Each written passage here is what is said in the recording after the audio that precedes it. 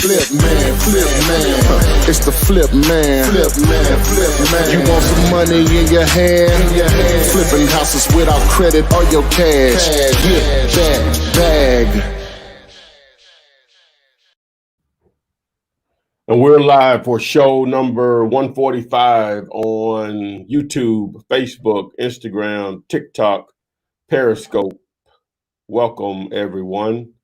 I have Renikia with me tonight. Adria should be joining us shortly. It's Thursday, and we're here to answer your questions. So without Adrian, we may stumble a little bit, but we'll still try to get it in to make this happen. Or we can add some value, maybe help you make some money along the way. How's it going, Renikia from Atlanta? Everything's good. How are you? Oh, I'm super tight. So don't have any questions in here yesterday. Well, yeah, actually we do. So we'll just dive right on into it. We're a couple of minutes late, but you know how we do. So right here on YouTube. So how do you think wholesaling is getting saturated with a lot of wholesalers?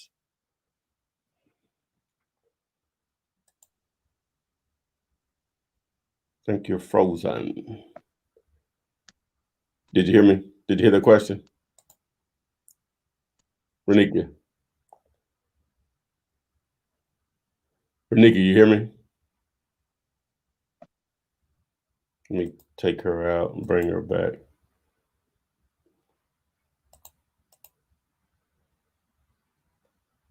Okay, while we're waiting for her to come back,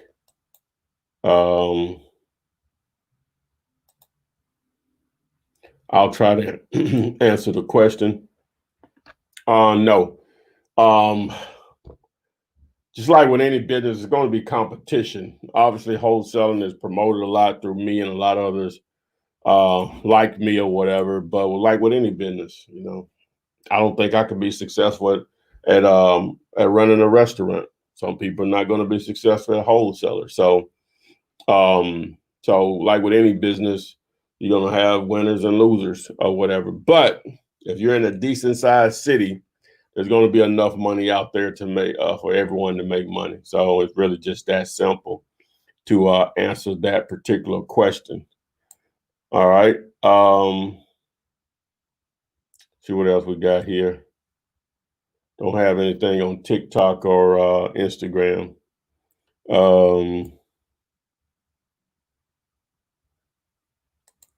Someone had a question here, how to scale wholesaling to $100,000 monthly consistently.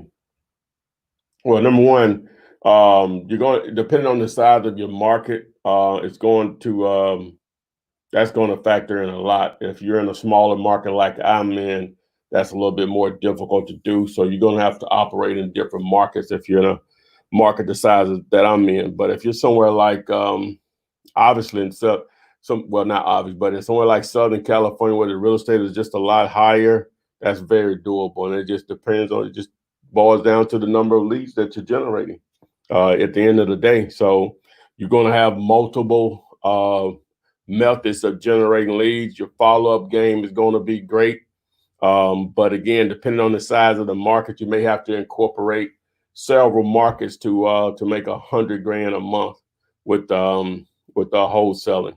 Nothing I've ever done with houses, but I'm associated with guys that do it, but they're in larger markets or they're in multiple markets. I'm headed in that direction, but it's going to take multiple markets for me to do it. I've shied away for as residential on wholesaling beyond my market for years, which is stupid because that's the very reason that you all are watching me now, because I wanted to build a network of like people like myself, and I can reach out to them. So we're trying to do, that's what we do with digulated.com. That's what you see on the screen right now if you're on YouTube. All right. Someone says on YouTube, I don't have any questions on TikTok or Instagram yet, but I don't think.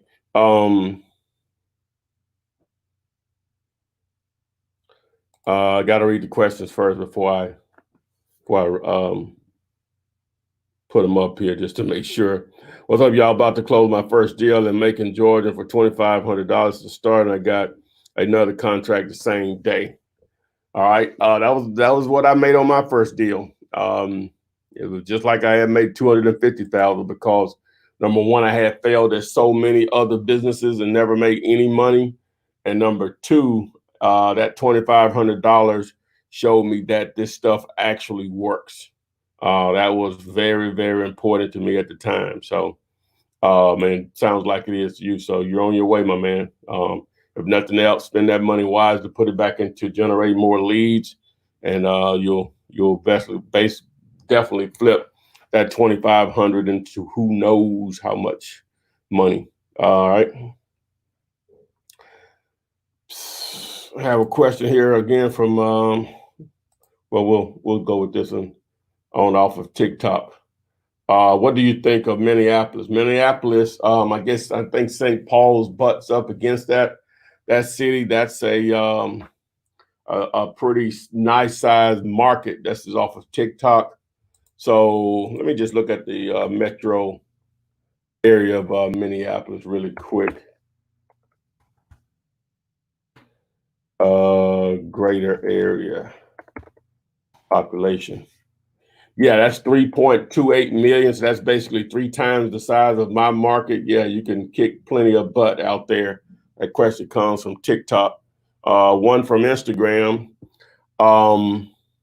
Also, say, how do you, well, I guess they had 2 questions. Let me see. They had another one before this one. All right. Can you explain how to complete a high equity property deal? Well, most of the deals you're doing they have high equity. If I'm understanding your question correctly, if you don't know what equity is, it's the difference between what's owed on a property and the what the property is actually really worth. That's the equity. So if a property is worth $100,000 and you don't owe anything on it, then the equity that's available is $100,000. But if you owe $80,000, then the equity on that $100,000 is only $20,000. So to make a wholesale deal work, you're always going to have high equity, unless it's some type of owner financing that you set up and you wholesale the terms. But on the cash deal, in most cases, it's because you have high equity. But I think I answered that. All right. So also the process to work with a pre-foreclosure home in with a pre-foreclosure agent. Well, it just depends. Again, it goes back to the equity in the property. If there's no equity, then you have to go through a short sale process. If you don't know what a short sale is, Google. I'm not going to try to explain it. Well, I'll explain it real quick. It's basically going back to the lender and asking will they take less than what's owed on the property to make it make sense for you or whatever. So it's still just going to boil down to the equity again, unless you can transition it over into some form of owner financing. All right, off of TikTok again. When driving, let's see here. Let me see. When driving for dollars, this is Control Freak 3. When driving for dollars and getting the addresses, how do you get the contract with the owner? Okay, that's a like a starting point question or whatever. So assuming you drive for dollars and you find a deal and you can contact the owner, assuming you can do that either by mail or by phone. Once you negotiate, you back. You hear me? Yes, I can hear you. Can you hear me? Yeah, I hear you. Okay, so we got Renika back. All right, but once you negotiate, the question was, Renika, is when driving for dollars and getting addresses, how do you get in contact with the owner? All right, so I was explaining that assuming you found the address and you researched the address, you determine who the owner is. So now you're going to either mail them something asking about buying the house, or you're going to call or text them about buying their property. So if you have a phone number, you pick up the phone number, you call them, and go right into it. Hey, I noticed your house was vacant, at 123 Main Street. I'm looking to speak with the owner about buying that property. Am I speaking to the right person? And you go from there. So assuming you all can agree on a price, then you will email them a contract or put it in their hands. So that's how you go about getting it under contract. If I'm answering that question correctly. Any input on that? No, I mean that's it. It's pretty simple. Just make sure you go to the public records to pull the contact information and either skip trace or mail out a postcard. Okay. All right, boom. All right. Question from YouTube here. Hey, I have a hard time, finding the owner of properties. What's a sure way to find owners? I mean, that's a good question. I think I can start that off. But the same way you find buyers will be similar to the way you find owners. You know, buyers are sellers and sellers are buyers. So, you know, one thing I have always done is just make sure I network with everyone, no matter who that person is, because everyone is connected to someone. You never know who someone is connected to. You never know who someone is representing. I sold one of my first apartment complex through someone that I was wholesaling properties to. I just happened to say, "Oh, hey, y'all interested in multifamily?" And he knew someone that was interested in multifamily. So, you know, being able to network as much as possible with everyone, because a buyer is a seller, the seller is a buyer, for one. But the same way you put out signs, I buy houses, put out signs, I sell houses. So, you know, just the same market that we do with I buy, you can do with I sell, to help you find buyers. But I truly think finding and getting a very lucrative buyers list will happen over time of you just running your business and making sure. And this is another thing. Someone will call your sign and you may not have nothing to sell them today, but 6 months from now, what that person is looking for may be relevant a year from now. But if you didn't write down that buyer's information in your buyer's database and your buyer's spreadsheet, you will totally forget who that person was, what that person's name was, their contact information. So you want to create that database because you're going to get calls all day. I have a database of people I talked to from 2010. So at the end of the day, you know, that's one of the ways to retain buyers is creating that database. So every time somebody call you, write their information down. Okay. That was a question from Shakita. Just to follow up on that, so I have a hard time finding owners of properties. What's a sure way to find owner? Now, if you just to take that in another angle, if you actually have an address that you're targeting, but for whatever reason you can't find the owner, then that's where skip tracing comes in. I guess that's what you mean by that. Then I have a service that I'm affiliated with, but you can go to Skip to Flip to sign that up, skiptoflip.com. You can use it's here on the screen here if you're watching YouTube about 13 minutes or so in. But that's how you can locate the owner's phone number and reach out to them. That's one of the services. Others out there, but that's what I recommend and I push or whatever. So off of TikTok, do you use the same contract for every wholesale deal? Who wrote the contract? All right. Yeah, the contract that I have when I'm dealing with sellers now is my contract or no contract. It's that simple. When I'm dealing with sellers on houses now, when I'm dealing with this multifamily or commercial stuff, that's like deal by deal contract. But when you're talking about houses, it's my contract. I'm not going to do the deal. It's really that simple. Let me back up. I'm negotiable, but normally it's my contract. Let me just say that. And who wrote the contract? Now on the buyer side, sometimes buyers want to use their own contract. That's fine as long as it matches up with your terms on the contract that you have with the seller or whatever. All right. So, but the reason that you gotta control the seller side more so than the buyer side, because you know you can't let them dictate where you got to close with my attorney. You're going to use my contract. The only thing they really can control is the price, and you do it or you don't, and access. Those are the only things they can control.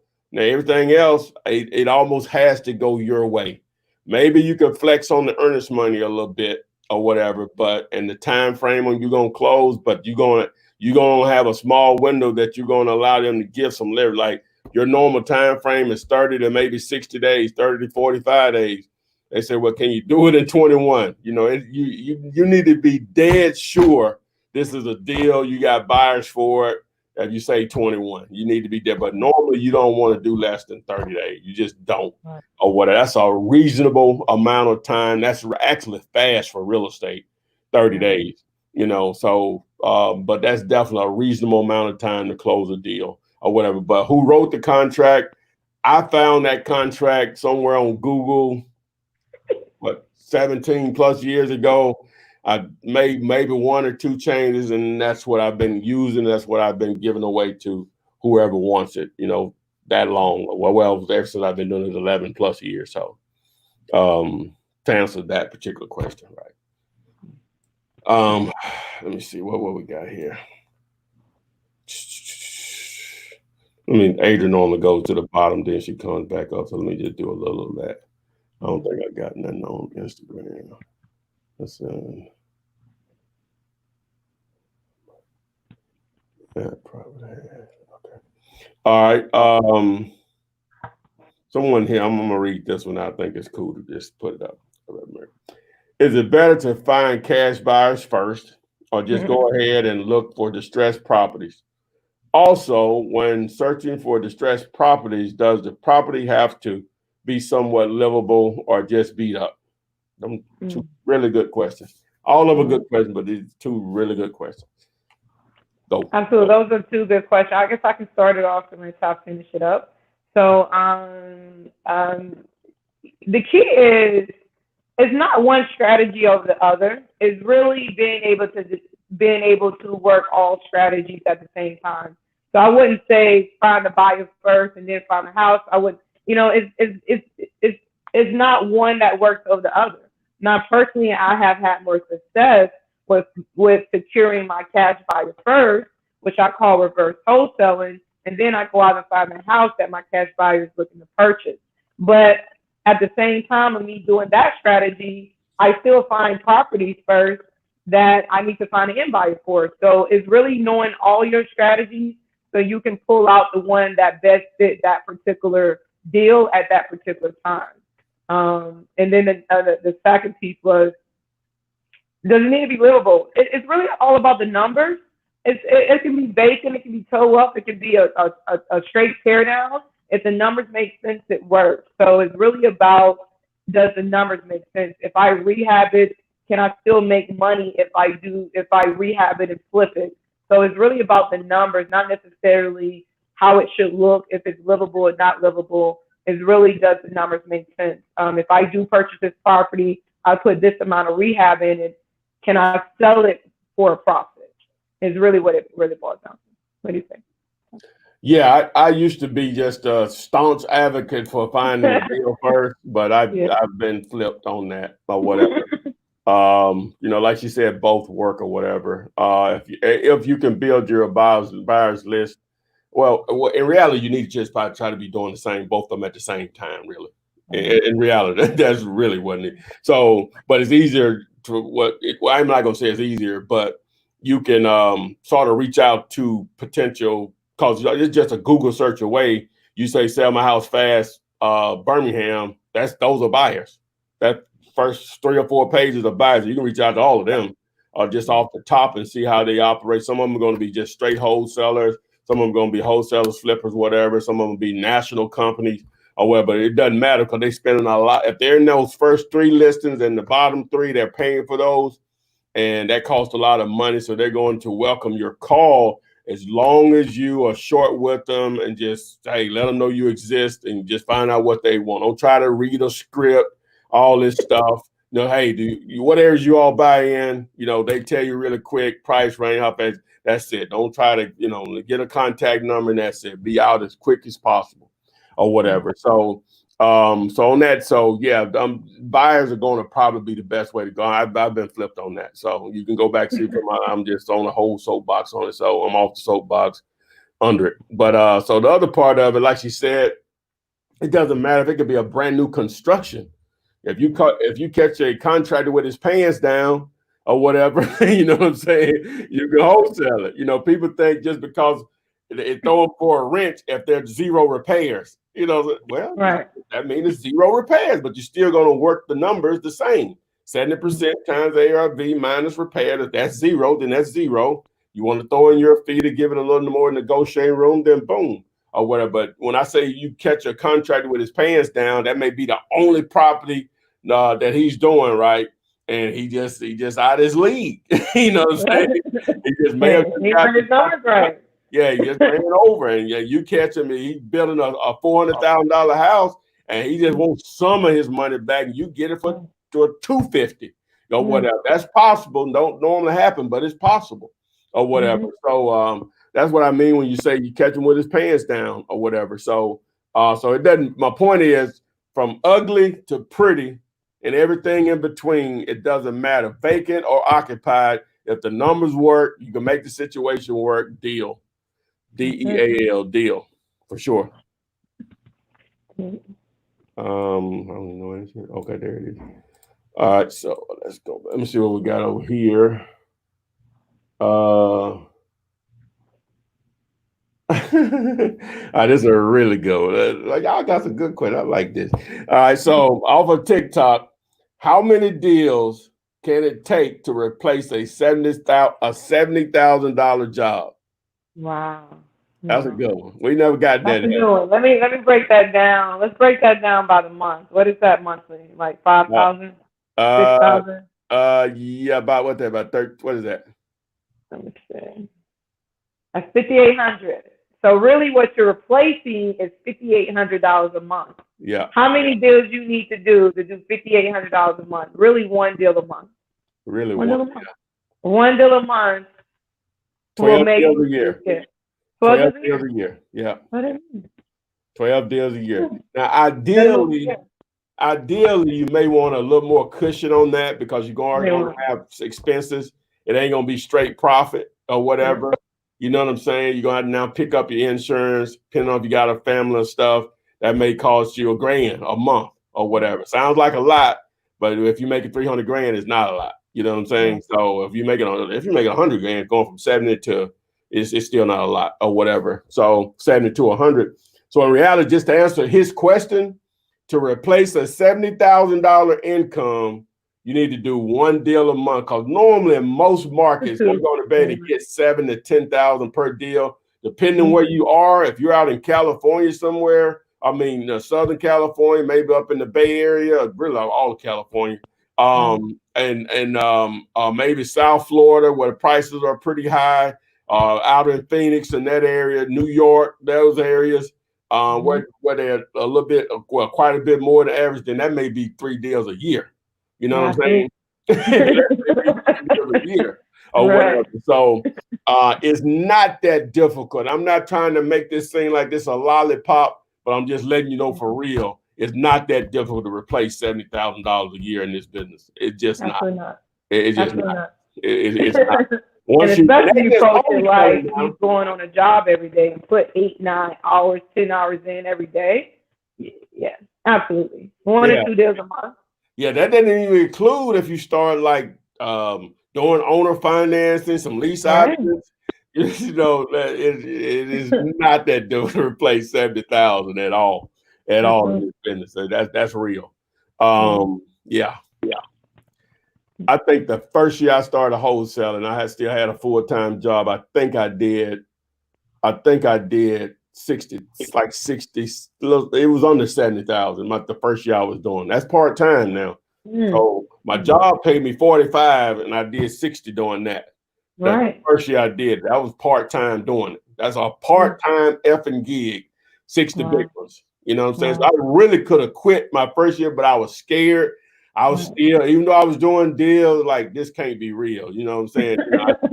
I don't think this may not last. Well, I had a bad experience because I quit that same job before, I still had old messed up mentality. Quit that same thing. I nearly starved to death. Well, it's not messed up because I almost starved to death. You know what I'm saying? That was real. Yeah, you're right. Because people don't understand quitting your job and then asking somebody to help you. That's something, you know. If it wasn't for a really good friend of mine and the chick I was dating at the time, I don't know what I would have did. You know what I'm saying? She used to get her check and she's like, "How much you need out of this?" It was horrible, man. You know what I'm saying? You gotta have somebody to just believe in you. Yeah. You have some times where it's just not adding up. Yeah, like right now, she can call me. You know what I'm saying? We and her been having food with each other in, well, how long? Just 15 years or whatever. You know what I'm saying? But just because she's, hey, I got it, she can get it.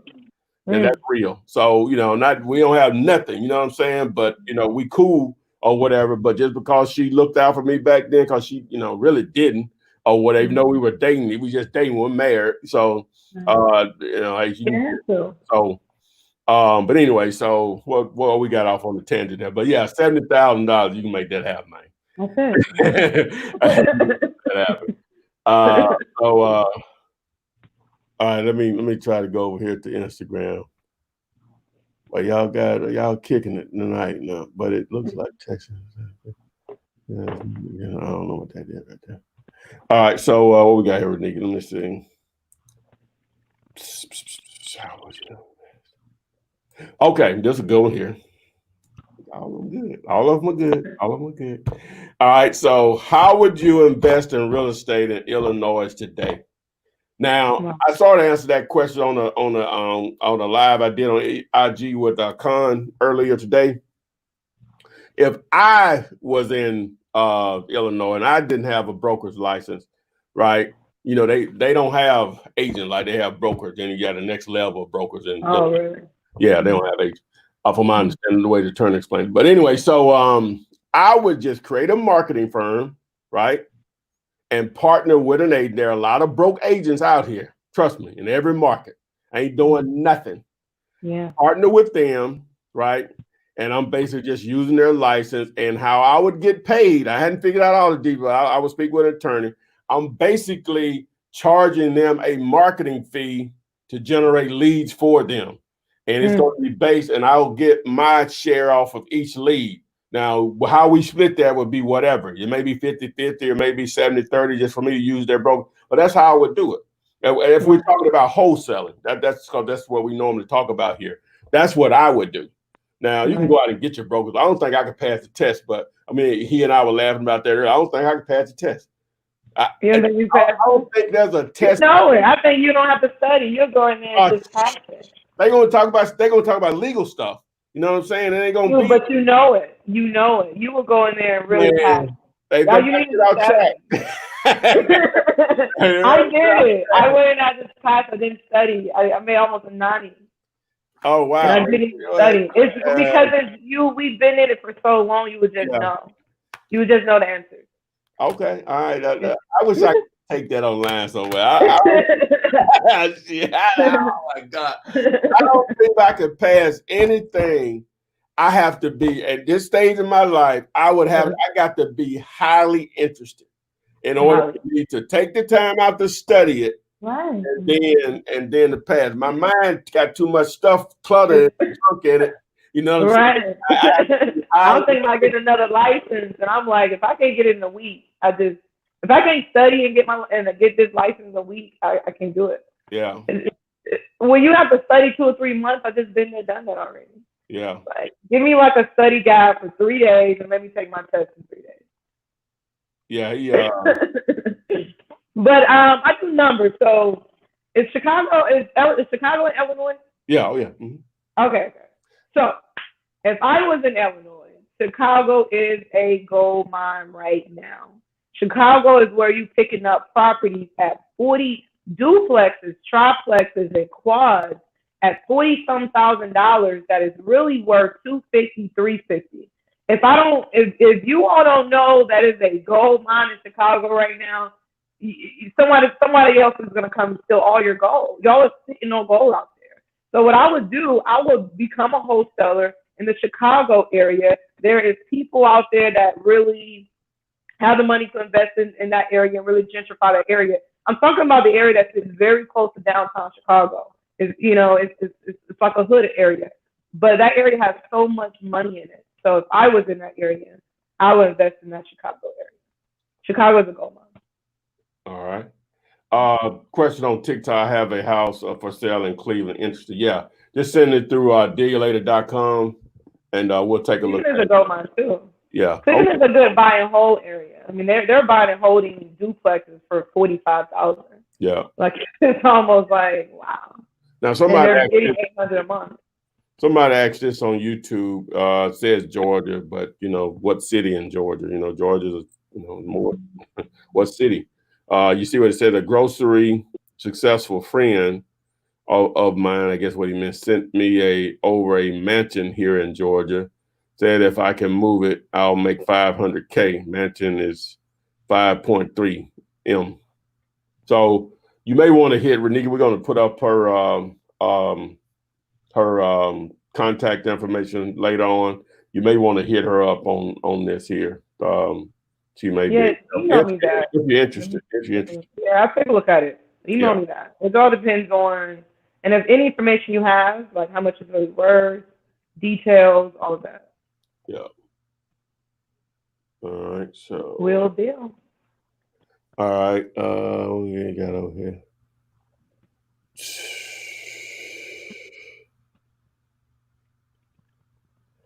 All right. Someone from Instagram says seller has a log cabin that's falling down, sitting on 1.5 acres. They will need to completely tear down. Is it worth putting under contract? Is it sitting on the water or anything, or is it a resort? All that stuff can factor in. Still a property or whatever. At the end of the day, people like that kind of. Some certain people like those type of property. I don't want to stay in the woods. I grew up in the woods, so what's around it? What makes it attractive? Is it a resort or something? So just a little bit more details off of Instagram if you could. And also just run your numbers. I mean, if it makes sense, it's always worth putting on a contract if the numbers make sense. Yeah. So determine who you're trying to sell it to. What's the exit strategy? Do your 7%. Does it need rehab? So, just run your numbers, and your numbers will really tell you if you have a deal or not. Yo, Flip. I'm gonna have the house fire. So it says, yo, Flip, how long after a house fire should I reach out to a seller? Ooh, that's a good one. Boy, they all got unique questions tonight. I mean, I would say immediately. Some people never move after their house catch on fire. They just, get the insurance money and they rebuild it or whatever. A lot of people do move. So, I saw one of my best wholesale flips was a fire. And I think I picked it up for about $30,000 and ended up selling it for like 80 something. And it's really because a lot of times those homeowners, and I feel bad because I probably could have gave them more money, but a lot of times those homeowners don't know what their property's really worth, and they already got the insurance money. So now they're like, hey, they just want to get rid of that house because they're not going to rebuild it. They already got the insurance money, so they're really giving you a good deal. So I would say immediately. It's not really.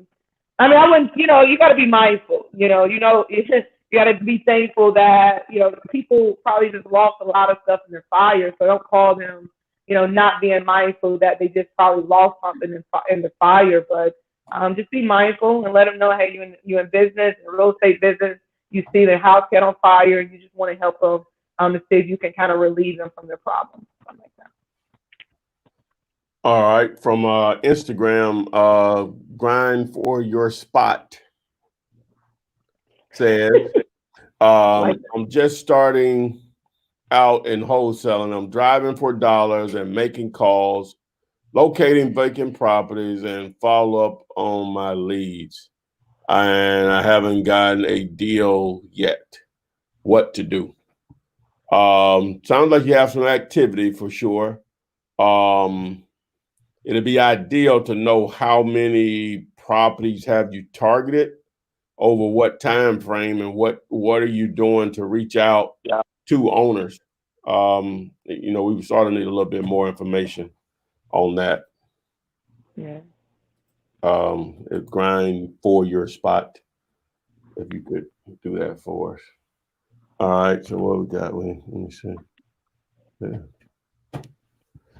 All right. All right, let me see what else we got. We got plenty of questions.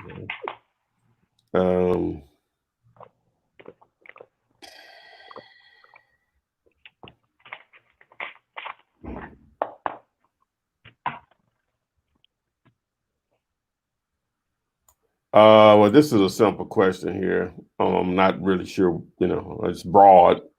You know what, Nate Gutierrez, be a little bit more. Explain that a little bit more. Explain what you mean by that a little more before I jump the gun. All right, here's one. Here's a general question. How does Earnest money come into play? That's a good question. So earnest money is really it's kind of like you putting your earnest, giving them your promise, your earnest to fulfill your contractual obligation. So when you sign off on the contract, you have to put earnest money down to secure your contract, and that's really what it boils down to. It really secures your contract, no matter if it's $5, $5,000, or $100,000. It secures the contract, and it states that I'm promising that I'm going to fulfill my contractual obligation. Yeah, it basically just shows, what she's saying, but it shows good faith that, hey, I'm going to perform, and if I don't perform, you can keep that money. So, exactly. But there's no law that it has to be a certain amount. It's just form of consideration or whatever. So, all right.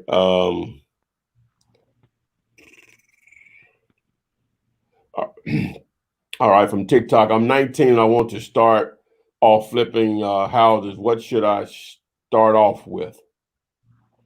Well, to start, we're going to assume you're going to educate yourself. And normally after you've done that, you're going to know what to do. But since I know what you're asking, what to do, I hadn't educated myself, but what first thing you do. So we sort of talked about it a little earlier. This business boils down to buyers and sellers, motivated sellers, cash buyers, aka end buyers, as people like to call them. So that's what the business boils down to. So your job is to match those individuals together using a purchase and sales agreement. So your focus is going to be on building a cash buyers list, seeing what they want, and actually marketing to find great deals, aka motivated sellers. So that's what it all boils. There's no magic wand that I'm waving or anything like that, or Renika waves. At the end of the day, if we don't find great deals and we don't match those with cash buyers, there's nothing there to have. We have no importance if we can't do that. The only reason wholesalers exist and have any degree of importance is we find deals that cash buyers either don't want to find, right, or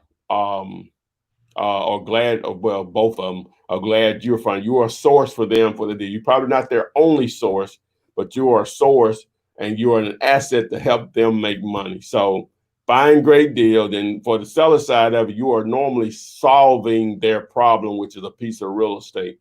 They could go to a real estate agent. They know they exist, but they want fast. They want fast, quick. They want this to happen fast. They don't want it to sit on the market and who knows when.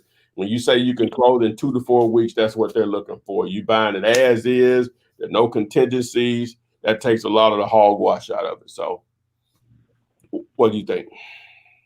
Yeah, so I'm 19. I mean, I started my journey at 19 years old. So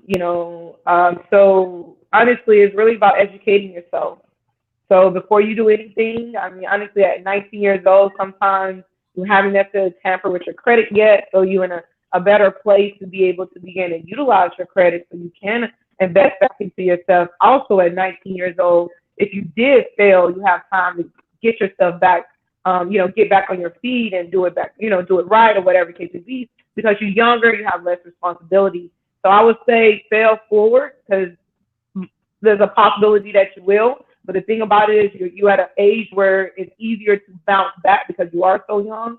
And don't allow someone to tell you that you can't do this at 19 years old. I know plenty of people, young men in Atlanta, and young females too, in Atlanta that have started off at 19, 20 years old, that's killing the game at 24, 25 years old right now. So just know that learning this business at 19 years old, you're probably going to know 85% of what majority knows. A lot of people don't know this game. So learn first. Learn first. You don't have anything to lose. You don't have any, you're not at a place where you have a lot of responsibilities right now either.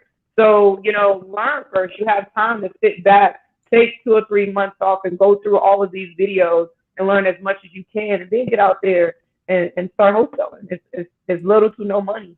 So there's a great possibility for you to be successful at it because you don't have to put a lot of money out.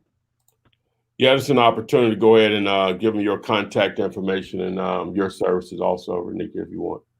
Yes. So thank you so much for that. But as you all know, that I'm more on the financing side. I mean, of course, I have an extensive background and a lot of different things when it comes to real estate and finance. But the focus is that to really get to the next level of this real estate game, or if you are strapped for cash right now, understand leveraging your credit is powerful. You can leverage your credit right now to put money into your marketing campaign, put money into just your wholesale business to get your business to a level of maybe, whatever it is you want to do. If you want to fix and flip, buying wholesale, at some point in time on that journey, you may need cash or you may need to leverage your credit so you're able to tap into more money so you can invest into your business and, and really scale your business to the next level. So if you're interested in really learning about the different creative financing options out there, leveraging your credit to receive up to $150,000 unsecured credit and a lot of other different creative financing options, just go to fundmynextdeal.com. I can be reached on Facebook and Instagram as well, or you can email me at funding@fkfinancial.com. All right, boom. All right, you ready? Yeah. Hi guys. Rather late catching y'all at the tail end, but it seems like y'all have some good questions and answers going on here. So hello, Flip family. One of the questions that I just noticed popped up on Instagram was, is wholesaling recession proof? That's a good question. Is wholesaling recession proof? I mean, I think, in my opinion, wholesaling is recession proof in so many ways because in real estate, there's money to make. You're able to make money in a down market and an up market. So if you're able to make money in both markets, then there's always someone to sell something to. So. Well, from my experience, whenever it happened back in 2008, I wasn't experienced enough. Some of it was, I don't know if I'm a stubborn person, but I ignored some things where opportunities should have. You just have to transition over what happened back in 2008, 07, 08, 09. The money went away. The lending went away. You got the subprime market of mortgages went away. So that destroyed a lot of investors' end game. So, but what it was now available was a lot of opportunities for some subject twos and some owner financing, and you still can put those terms together and wholesale those out. I should have raked up back then, but like I said, I wasn't prepared money wise and just things I didn't want to do or whatever, which was all stupid, all my fault. But the opportunities were really they were endless. So I'm not wishing bad on what's going on right now. or whatever. But I see it as an unbelievable opportunity on what's probably going to happen. It ain't happened yet, just because the government stepped in and supplied a lot of money to stabilize things for now. But that stuff got to start to trickle down at some point or whatever. With that many people unemployed, that's going to affect a lot of different layers of all industries, including real estate, when just bills can't be paid, rent and mortgages can't be paid. But those are going to be opportunities. Going to be a lot of normally it deflates the prices of houses, which means there's going to be some underpriced real estate, which means opportunities. So it's recession proof. I guess, cause like again, I always ask you, if real estate is going to become free in that time frame, then yeah. But if not, people still got to pay rent and mortgages. No, it's going to be opportunities. Cause you're going to. Go ahead. No. I like what you just stated. Is really understanding how to pivot. Yes. In the middle of the crisis. Mm-hmm. So there's money to be made. It's just not maybe what we're used to. Yeah. So now you got to know how to wholesale subject twos and begin to understand pre-foreclosures and all that.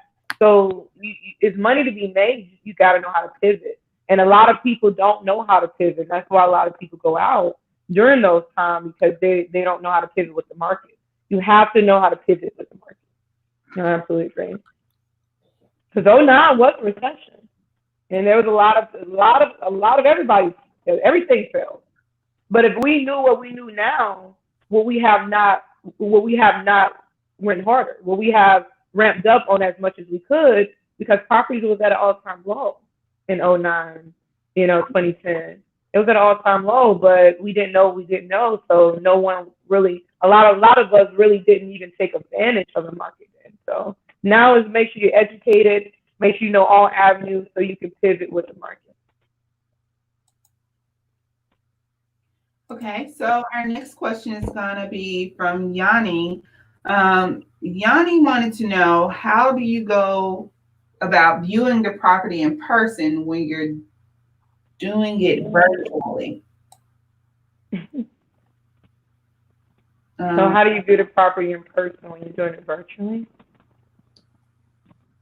Yeah, I don't know. I'm kind of confused. So I guess if you're wholesaling virtually, you're obviously not in the same area as the properties. I guess what he simply means, how can I get pictures or video of the property without me being there? You got to have someone there on the ground, representing. It's that simple. Whether you hire someone off Craigslist or Facebook Marketplace to do that part of it, but to manage sellers and buyers, because they could possibly meet, because sometimes sellers don't give you access.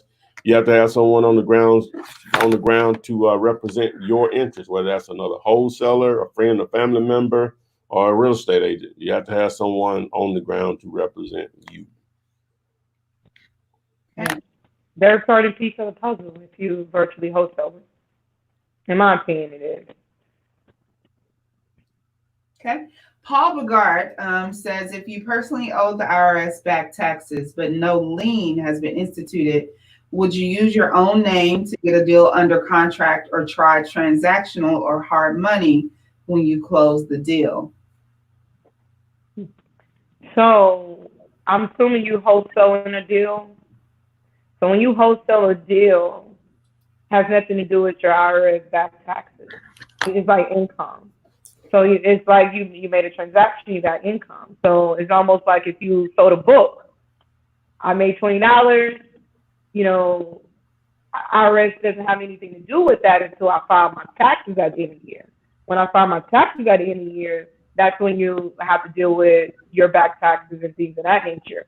But when you're doing a transaction, you would get your money first. And that's what entrepreneurship is and business is. You get your money first, and then you handle your taxes second.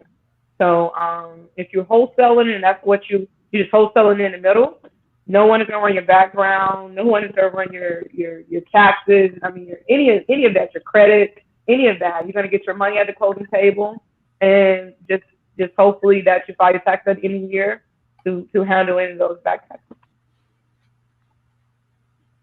Okay. Let's see here.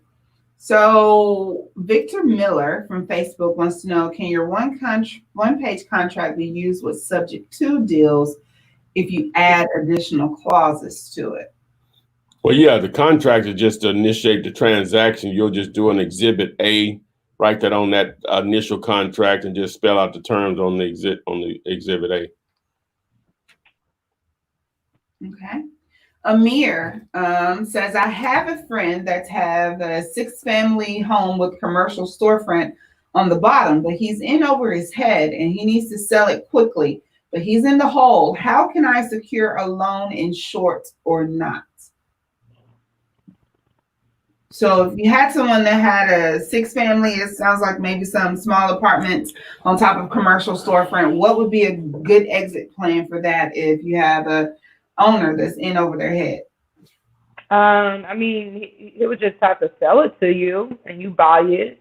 Most commercial loans, our commercial loans are usually 70% LTC. So you'll be bringing that's if you rehabbing, but it looks like, I don't know if that's vacant or if it's occupied, is it 100% occupied or whatever the case may be. But depending on the occupancy would depend on if it would be bridge financing or permanent financing. So I'll just need a little bit more to really, give you an answer to that. But what he can do is just sell it to you and you just purchase it. Usually on a commercial level like that, you'll either be at 70% LTC or 70 to 75% LTV. So you'll be bringing 25-30% to pay. All right. L. Michael Hogan wants to know, when you choose an area to generate leads, how do you determine what type of seller list to market to? A lot of owners are overwhelmed with repeat investors blowing them up and are already angry. So who do you pick? Who we gonna call or who not to call? Well, yeah, that's can be a bad thing in a sense, but it can be a good thing. Just because they were angry today, 2 months from now, Corona had hit. Now things have changed. Life. So don't worry about that they're getting pounded by other investors. That's no different than I don't know, they getting things in the mail from this furniture store, that furniture store, this car dealer, that car dealer, or whatever. That's marketing. That's the only way businesses can survive, and let you know they exist. So don't worry about it. You'll catch somebody that was angry with someone else when they reached out to them, but when you call them, you were right on time. So then that'll flip flop. You reached out to them, they were angry. Somebody else reached out to them, and so just do your thing and let the numbers take on. They don't want, you put them on the DNC list or whatever.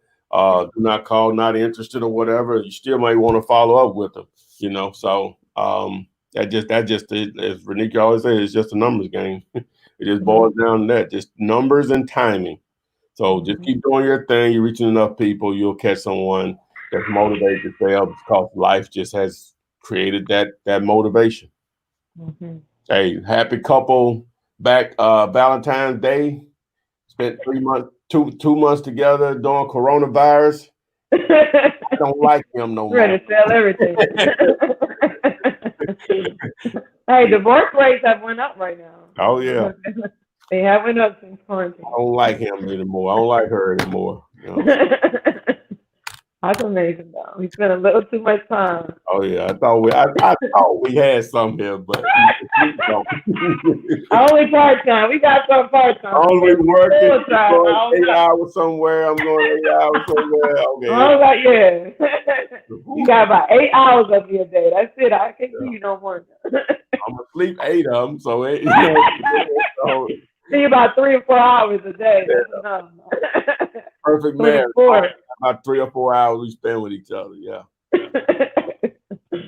Oh, on TikTok, a question from Triton is, how do you start bird dogging?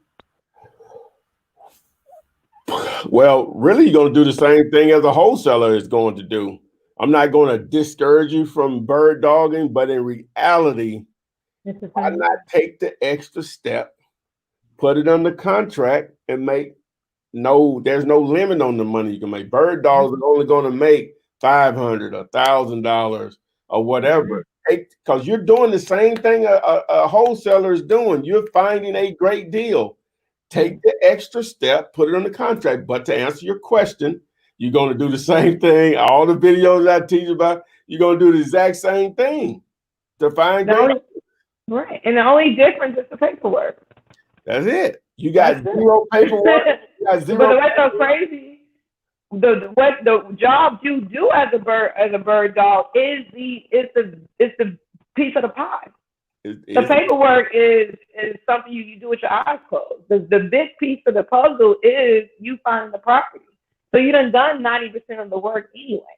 Yeah. All you need now is the one-page contract that's I have. Yeah. And you just turned yourself from a bird dog to a wholesaler. All right. So Daisy Rosie says, hi, for probate, what is the process when dealing with attorneys representing the estate? What would that process be? It's really no way around that. You're going to deal with the attorney representing the estate. So you're just going to deal with them. If you can get the contact information for any of the parties within the estate, any of the members and beneficiaries, I would try to contact them directly and kind of go around them, or just, not necessarily go around anyone, but it's, attorneys don't care about your deal. They don't care about what you're trying to get to. So you want to be a little bit more gator and go around them and talk to them directly, and try to strike your deal directly. But there's no way around not dealing with the probate attorney. Yeah, on Instagram I'm about to end this because I only have an hour and I'm gonna start it back. So, but go ahead. Next question. Okay, so Edward Thames, just a good question. Just curious to know, how often does a seller ask for a POF letter? I know oftentimes we say that you're probably not dealing with a motivated seller. They're asking you for proof of funds. You're either dealing with another wholesaler or someone who's really not that motivated. So how often does a motivated, ready to go seller ask for a POF letter? Right. A real true seller, a lot of times they're not real estate investors. So they don't know what they don't know. So that's why they're really not asking, because they don't know that they're supposed to ask you these things. So a lot of times when you're dealing directly with the seller, you're able to get over a little bit because of the lack of knowledge that they have. So they're the last ones that's most likely going to ask you for a proof of funds. Now, who's going to ask you for a proof of funds every time would be a real estate agent. 100% of the time. If they don't, they're flipping. And I would probably give it 95% of the time. But 90% of the time, a real estate agent, and that's why sellers contact real estate agents, because they don't know what they don't know. And the real estate agent makes sure that they get those, being extra, get those extra documents. But 80% of the time, 75, 80% of the time, you deal directly with the seller, they would never ask you for proof of funds. All right, there you have it. Hey, Robert Jones, thanks for joining us. And Vincent Gallimore, you're absolutely correct. Don't forget to get Flipman's ebook. It's still available for you guys. So the next question is for you specifically, Renikia. We're going to put back on the screen, guys, the information on how to get in touch with Renikia. Again, she's available across all social media platforms, first and last name, Renikia Williams. You can simply go to fundmynextdeal.com. But Nellie Lee says, Renikia, do I need an LLC set up to take advantage of the Fund My Next Deal or leverage my credit to attain funding? My credit score is 746. I have no collections and I'm below my 30% on my personal credit card. So I guess the biggest question was the LLC. Okay, that's a good question. So most of the time, you're interested in the gap funding program, which is a program where you pretty much leverage your credit, non-financial base. You don't need any income. It's just pretty much credit score, credit profile driven. Now, that program is a personal and business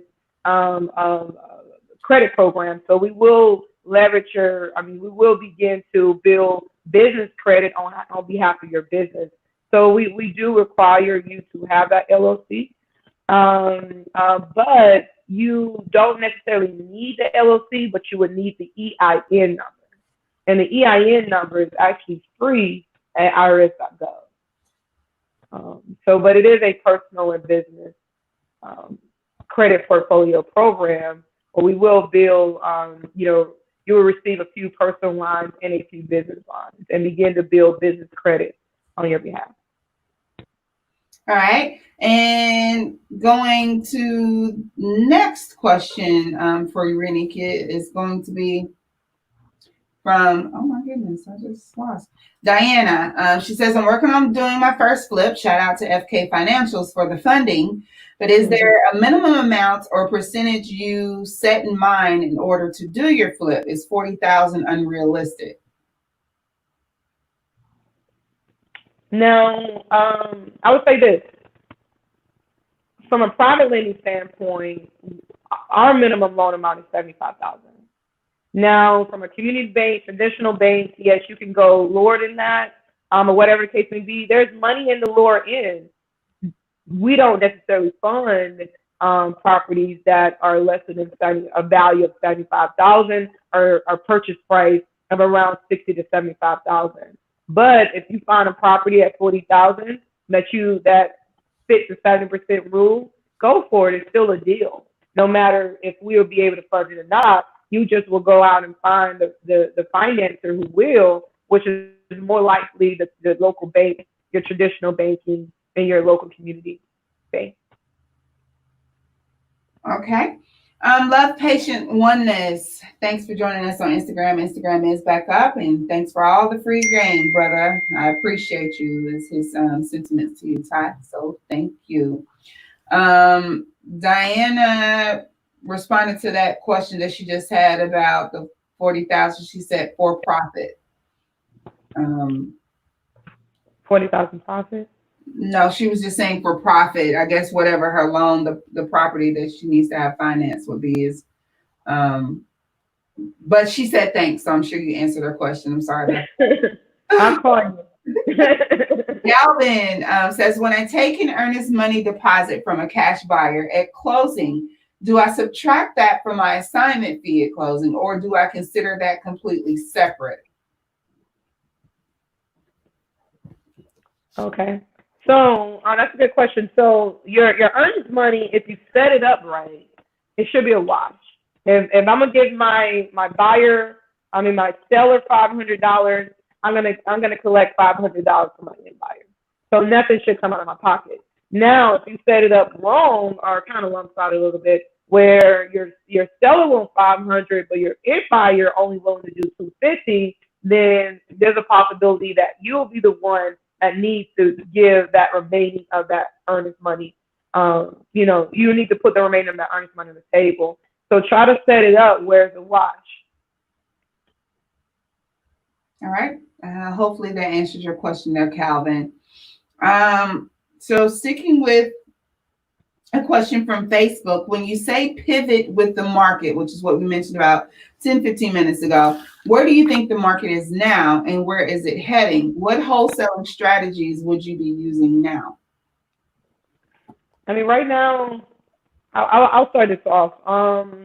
Right now, the market is kind of weird. We really don't know where the market's going to go. So right now, all the analysts, people who are really looking at the market, we're really just sitting back, figuring out where this 40 million unemployed people is going to pay their rent and how the market's going to go. But looking at that 40 million unemployed, we can only expect that it's about to be a problem if people don't get back to work here in the next 30 to 45 days. So, we may be heading into a huge recession if people don't get back to work. So, or whatever the case may be. And I won't necessarily say that the pivoting will be really understanding pre-foreclosures, because that's what we'll be going into, buying these tax liens if people are not necessarily being able to pay their taxes and things of that nature, and really staying on it, because if we get back to where we were in 2009, 2010, that was really one great market. I mean, when you're talking about property that was really worth $200,000 that was selling for $50,000, $60,000, $70,000, That's a transitional wealth. So really where you want to be is always make sure your stuff is prepared for downtime so you can pay cash when the bank say they're not lending. You want to be able to be a little cash friendly to pick up all that cheap real estate when the bank decide that they're not going to lend anymore. So, that's what I would say. What do you think? Any input? Yeah, as that basically what she's saying, we don't know at this point. It seems the same. As far as my market and the markets I try to do business in, it's just the same right now. But like I said, that 30, 40 million plus people without jobs, that has to be accounted for. It's only 350 million people in this country or so. All them ain't grown. You know what I'm saying? So that 40 million is that's a huge percentage of what that is. All them ain't grown, all them ain't working. They weren't working anyway. So that dumb anyway. You know what I'm saying? So those chickens have to come to roost. Some gonna have or what, so because things are not the same. They've gotten better as far as getting closer to norm, but they're definitely not the same, so. And what's going to really power that is the fact that, interest rates at historical lows. Historically, we were like 2%. We had 3.25 right now. So right now it is a buyer's market. Yeah. So it's going to be a little bit of both. I think it's going to be enough people that see the opportunity and take advantage of this 3% interest rate that they have out there. All right. Circling back to when we were talking about the earnest money, a Facebook user just needs a little clarification. So the earnest money is not set up with the seller until you have a buyer? No, sir. No. The seller's earnest money is set up at the time you do that contract. Once you sign that contract, now it doesn't necessarily mean that you have to exchange money. Some never do. But the earnest money deposit with the seller and you, it happens at the time that contract is initiated. And the earnest money deposit with you and the buyer may or may not be completed at the time you initiate the contract. You and the buyer may agree, hey, I know you're honest. You're going to come back through. We'll just square up once we get to the table. I went ahead and took care of the seller. But no. You're not waiting on one to do the other. It's just when she said a wash, she's hoping that if you gave the seller a $50 earnest money deposit, that your buyer is at least going to give you $50. That's a wash. It's even. You're not really out anything. And so, correct on that, Renikia? Absolutely. That's exactly what I mean. And a lot of times, if you have it set up where, because a lot of times when you put that property under contract, you may put in there that the earnest money is due in 3 days, or the earnest money is due in 5 days, or something of that nature, or the earnest money is due at 0 day, whatever the case may be. So whatever it is, and that will be in your contract when you determine when that earnest money is due. I usually try to make my earnest money due around the time my due diligence is up. So it gives me a week or 2 weeks to find an end buyer. So I wait till my due diligence is up, and hopefully I find an end buyer in the midst of my due diligence, so it really becomes a wash, or whatever case may be. And what I mean by that is when you put that property under contract, you may have to put up $100 on this money. But as soon as you put that end buyer under contract, they're going to be giving you $100. So it becomes a wash.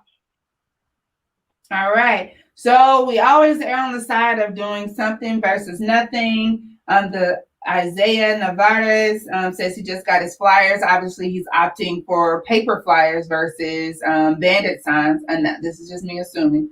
We know what that does. But he wants to know, if we're talking about flyers, where's the best place to post them? Where do I find cash buyers for those? So maybe his flyers are about cash buyers. And I know typically if we're talking about bandit signs, we're heavy traffic areas, stop signs, entryways, exit points of businesses and whatnot. But flyers are going to work there. So where would you put flyers? If you want to go old school and pass out flyers, pass them out everywhere. Gas station, where people will be. What people do now is more digital flyers, and they just put it all over their social medias and all these different platforms and things of that nature. But if you have physical flyers, you just want to pass them out where people be. If people go to the gas station, ask, can you put flyers in the gas station? People go to these restaurants, asking you to put your flyers there. So, the key is that you're just finding places where there's traffic. So banner signs, you putting those out where there's traffic. You got flyers, physical flyers. You want to find places around locally that there's traffic, and you're able to put your flyers there. But also do digital flyers and post them all over your social media, post them in different real estate groups and things like that. All right. So he says that my city doesn't allow bandit signs, which is why I did flyers. Thank you for answering my question. So just to tell all of you, no city allows bandit signs. No city. Okay. None. We're not advocating that. It's against the law. Okay. Unless, it's political season and you see them everywhere. But no city does. But not every city is as diligent about enforcing that code and finding individuals and or taking them down. So that's where that gray area comes in, where bandit signs works great for some people, and others, it just ain't gonna happen. Like there are some areas you just better not, because they're gonna be calling you as soon as you post it up, and you're gonna be getting a little, fine or ticket. So I get that. So yes. And Eric Jones, you asked where to purchase bandit signs. Dirt Cheap Signs is a great place to visit their website and or give them a call when you get ready to actually make the purchase. Make sure you mention Ty the Flipman, and you can save a percentage off of your purchase.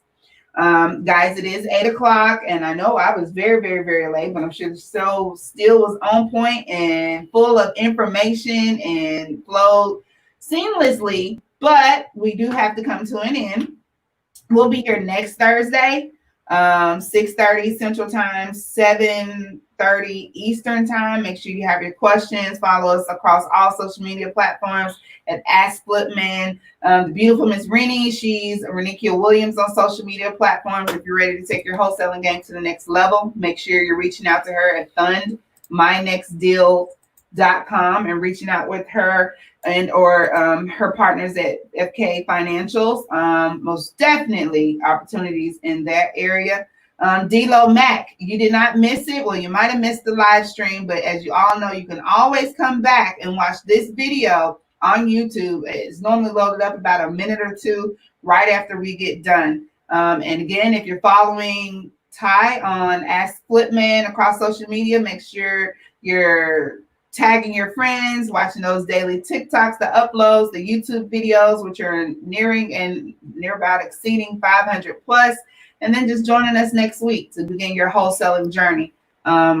Binge, grind, stack, binge on the videos, get out there and grind it out, and then stack your coins. That's about the best we got. Ty, you got anything for people? That's it. Rennie Ren? Hey, let's build. Hey, let's build. Hey, we out. Flip man, it's the flip man. You want some money in your hand? Flipping houses without credit or your cash. Get that bag.